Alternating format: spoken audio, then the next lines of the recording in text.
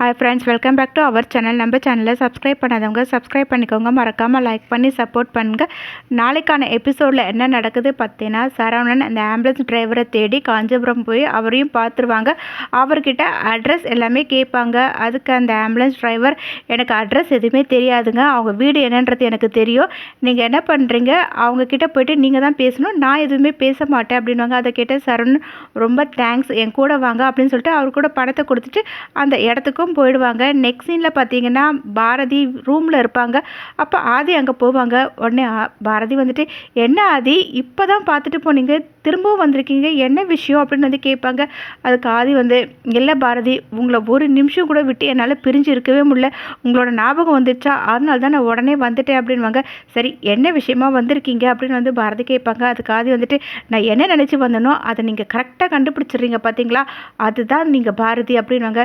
சரி, என்ன விஷயந்தான் சொல்லுங்களேன் அப்படின்னு வந்து கேட்கும்போது உடனே ஆதி வந்துட்டு, இல்லை பாரதி, நான் உங்களை எவ்வளோ மிஸ் பண்ணுறேன்னு தெரியுமா, நீங்கள் கனவுல எனக்கு அவ்வளோ முத்தம் கொடுத்தீங்க, அதே மாதிரி எனக்கு அவ்வளோலாம் வேண்டாம், ஒரே ஒரு முத்தம் மட்டும் இப்போ கொடுத்தா நல்லா இருக்கும் அப்படின்வாங்க. அதை கேட்ட ஆதி வந்துட்டு, என்ன ஆதி பேசிகிட்டு இருக்கீங்க, ஒழுங்காக இங்கேருந்து போயிடுங்க அப்படின்வாங்க. உடனே ஆதி வந்துட்டு, என்னடி ரொம்ப ஓவராக தான் பேசுகிறேன் அப்படின்வாங்க. உடனே பாரதி வந்துட்டு, என்னது வாடி போடிலாம் சொல்கிறீங்க அப்படின்வாங்க. ஆமாம், நான் உன்னை கல்யாணம் பண்ணிக்க போகிறேன், இதுக்கு முன்னாடி வரையும் லவ்வர்ஸாக இருந்தோம், இனிமேல் நம்ம ஹஸ்பண்ட் அண்ட் ஒய்ஃப், ஒரு ஹஸ்பண்ட் ஒய்ஃபை வாடி போடின்னு சொல்லி கூப்பிடக்கூடாதா, அதனால் நான் இனிமேல் அப்படி தான் கூப்பிட போகிறேன், என் பொண்டாட்டி அப்படின்வாங்க. என்ன ஆதி ரொம்ப ஓவராக தான் போயிட்டுருக்கீங்க, இந்த மாதிரி நீங்கள் பண்ணிட்டு இருந்தீங்க, இந்த கல்யாணமே நடக்காது, நான் நிறுத்திடுவேன் அப்படின்வாங்க. அதை கேட்ட ஆதி வந்துட்டு, எனக்கு எதை பற்றியுமே கவலையே இல்லை, நீங்கள் எனக்கு ஒரு முத்தம் கொடுக்கணும் அப்படின்னாங்க. உடனே பாரதி வந்துட்டு, தமிழ் இருக்க தைரியத்தில் தானே நீங்கள் பேசிகிட்டு இருக்கீங்க அப்படின்னாங்க. அதை கேட்ட ஆதி வந்துட்டு, ஆமாம், என் பொண்ணு இருக்கும்போது இந்த கல்யாணம் கண்டிப்பாக நடக்கும் அப்படின்வாங்க. அதை கேட்ட பாரதி வந்துட்டு, அவள் யார் என் கல்யாணத்தை முடிவு பண்ணுறதுக்கு, இந்த கல்யாணத்தை நான் நிறுத்திடுவேன் அப்படின்வாங்க. உடனே ஆதி வந்து பாரதி கிட்டே, நீங்கள் லைஃப் லாங் எனக்கு முத்தமே தரலன்னா கூட பரவாயில்ல பாரதி, இந்த கல்யாணம் நடக்காதுன்னு மட்டும் தயவு செஞ்சு உங்கள் வாயால் சொல்லாதீங்க, அதை தாங்கிக்கிற மனசு எனக்கு இல்லை, என்னோட இதயத்துக்கு இல்லைன்னு சொல்லிட்டு அப்படியே அவரோட இதயத்தை டச் பண்ணிட்டு இருப்பாங்க. உடனே அதை பார்த்த பாரதி நேராக ஆதிக்கிட்ட போயிட்டு, என்ன இதயமே, எங்கள் 2 பேருக்கு நடுவில் நீ வந்துட்டுருக்க, எங்கே இருந்தோ வந்து என்னோட ஆதியை வந்து நீ எடுத்துக்கலான்னு பார்க்குறியா, இனிமேல் அது மட்டும் உன்னால் பண்ணவே முடியாது, நான் அவர் கூட எப்போவுமே இருப்பேன், எங்கள் 2 பேருக்கு நடுவில் நீ வரவே கூடாது அப்படின்னு சொல்லிட்டு அந்த இதயத்துக்கு ஒரு முத்தத்தையும் கொடுப்பாங்க. உடனே ஆதி வந்துட்டு, இது கூட நல்லா இருக்குதே அப்படின்னு வந்து சொல்லிட்டு இருப்பாங்க. ஒழுங்காக இங்கேருந்து போங்க ஆதி அப்படின்னு வந்துட்டு பாரதி சொல்லிட்டு இருப்பாங்க. நெக்ஸ்ட் சீனில் பார்த்தீங்கன்னா, சரவணன் நேராக பாரதியோட வீட்டுக்கு போடுவாங்க. அங்கே வீடு லாக் ஆகிருக்கிறத பார்த்துட்டு வரும்போது ஒருத்தர் வந்து, என்ன வேணும், உங்களை புதுசாக இருக்குது, இந்த ஊரில் பார்த்ததே இல்லையா அப்படின்னு சொல்லிட்டு இருப்பாங்க. அதுக்கு சரவணன் அவர்கிட்ட, இல்லைங்க, இந்த வீட்டில் ஒருத்தர் இருந்தார்ல, இறந்து போயிட்டாரு, அவரோட இதயத்தை கூட வேற ஒருத்தவங்களுக்கு வச்சாங்கல்ல, அவரை நாங்கள் பார்க்கணும், அவங்க குடும்பத்தை அப்படின்னு வந்து சொல்லுவாங்க. அதை கேட்டு அவர் வந்துட்டு, இல்லைப்பா, அந்த தம்பி ரொம்ப நல்லவர் தெரியுமா, அந்த பொண்ணு அவங்க ஒய்ஃப்க்கு தான் இப்போ கல்யாணம் நடக்க போகுது வேற ஒருத்தர் கூட, அந்த பொண்ணு ரொம்ப நல்ல பொண்ணு அப்படின்னு வந்து சொல்லிட்டு இருப்பாங்க. அதை கேட்ட சரவணன், சரிங்க சார், நான் பார்த்துக்கிறேன்னு சொல்லிட்டு அங்கேருந்து போவார். கரெக்டாக பார்த்தீங்கன்னா அந்த கதவை ஓப்பன் பண்ணுவார் துரை. சரவணன் அந்த வீட்டு பக்கத்தில் போய் நிற்பாங்க. உடனே துரை வந்துட்டு, யார் நீங்கள், புதுசாக இருக்கீங்க, இதுக்கு முன்னாடி பார்த்ததே இல்லை, என்ன விஷயமா வந்திருக்கீங்க அப்படின்வாங்க. அப்போ சரவணன், உள்ளே போய் பேசலாமா, இந்த வீட்டில் இறந்து போனார்ல வாசு, அவரோட இன்சூரன்ஸ் விஷயமா பேச வந்திருக்கோம் அப்படின்வாங்க. சரி உள்ளே வாங்க அப்படின்னு சொல்லிட்டு, என்ன விஷயம் சொல்லுங்கள் அப்படின்னு வந்து துரை கேட்கும்போது, அப்போ சரவணன் வந்துட்டு, ஒன்றும் இல்லை, நான் ஆதியோட ஃப்ரெண்ட் அப்படின்னு வந்து எதுக்காக வந்தோன்ற விஷயம் எல்லாத்தையுமே துரைக்கிட்ட சொல்லுவாங்க. அதை கேட்ட துரையை வந்து, ஓ, இந்த வீட்டில் இருக்கவங்க கல்யாண விஷயமா வெளியே போயிருக்காங்க, ஒரு வாரம் கழித்து வந்தீங்கன்னா நீங்கள் பார்க்கலாம் அப்படின்னாங்க. அதை கேட்ட சரவணனும், அப்படியா அப்படின்னு வந்து கேட்டுட்டு இருக்கும்போது, சரி ஒரு நிமிஷம் இருங்கன்னு சொல்லிட்டு நேராக அறிவுக்கிட்ட போயிட்டு, உனக்கு ஒரு முக்கியமான விஷயம் தெரியுமா அப்படின்வாங்க. உங்கள் வீட்டில் யார் வந்திருக்கா என்னன்றது எனக்கு எப்படி தெரியும் அப்படின்னு வந்து அறிவு கேட்கும்போது, அப்போ துரை வந்துட்டு, நீ ஒரு விஷயம் பண்ணல, அது விடாமல் ஒன்று துரத்திட்டுருக்கு, ஆதியோட ஃப்ரெண்டு இங்கே வந்திருக்காரு தெரியுமா அப்படின்வாங்க. அதை கேட்டவொடனே அறிவு வந்துட்டு, நீ எதனா சொல்லி சமாளித்து அவனை முதல்ல இங்கேருந்து அனுப்பி வை, மற்றதெல்லாம் அப்புறமா பார்த்துக்கலாம் அப்படின்னாங்க.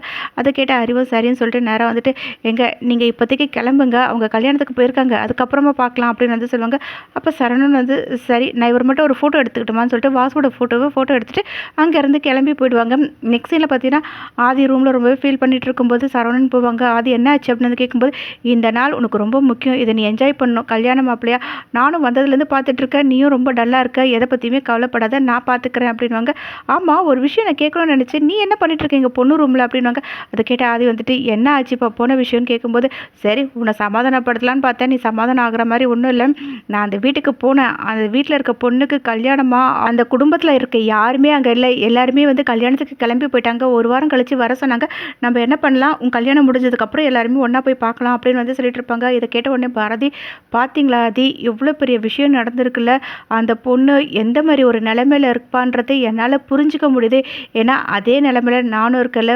ஒரு பொண்ணு அவ்வளோ கஷ்டத்துலேயும் ஒருத்தவங்களுக்கு அந்த இதயத்தை கொடுக்குறான்னா அதுக்கு எவ்வளோ பெரிய மனசு வேணும், அவங்க நல்லா இருக்கணும் ஆதி அப்படின்னு வந்து சொல்லிட்டு இருப்பாங்க. அதை கேட்டால் அதே வந்துட்டு அவங்க கண்டிப்பாக நல்லா இருப்பாங்க அப்படின்னு சொல்லிட்டு இருப்பாங்க. அப்போ சரவணன் வந்து, சரி நீங்கள் 2 பேருமே இதை பற்றி எதுவுமே யோசிக்காதீங்க. இன்னொரு முக்கியமான விஷயம் ஆதி, நான் என்ன பண்ணேன் தெரியுமா, அந்த இறந்து போனார் உனக்கு இதயம் கொடுத்தாரு, அவரோட ஃபோட்டோவை நான் எடுத்துகிட்டு வந்திருக்கேன் அப்படின்வாங்க.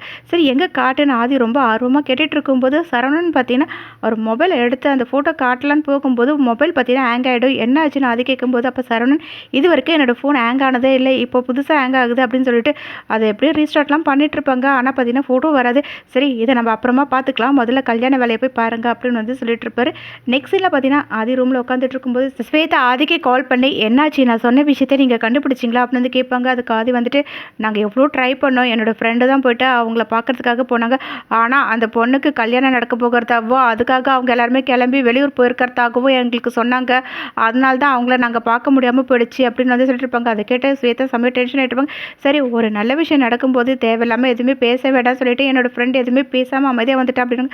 அதை கேட்டு ஸ்வேதா வந்துட்டு, அப்படியா, கல்யாணமாக நடக்கட்டுமே, நல்ல விஷயம் தானே, முதல் வாழ்க்கை கையை விட்டு போகிறப்போ அடுத்த வர வாழ்க்கையை ஏற்றுக்கிறதுல எந்த ஒரு தப்பும் இல்லையே, ஆனால் இதுக்கு பின்னாடி ஒரு பெரிய உண்மை இருக்குது, அதை நான் அவங்களுக்கு சொல்லட்டுமா அப்படின்னு வந்து கேட்பாங்க.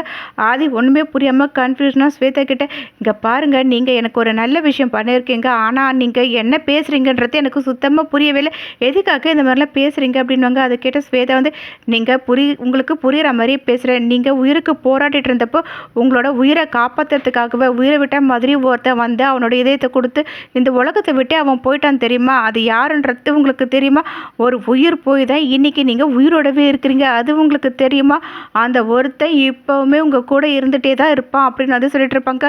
ஆதி ஒன்றுமே புரியாமல் பார்த்துட்டு இருக்கும்போது ஸ்வேதா வந்து, உங்களுக்கும் அந்த குடும்பத்தை பார்க்கணும், அதுக்கு என்ன செய்யணும்னு வந்து நிறைய ஆசைலாம் இருக்குது, அதனால் நான் உங்களுக்கு ஒரு வெல்விஷராக ஒரு விஷயத்த சொல்ல போகிறேன் அப்படின்வாங்க.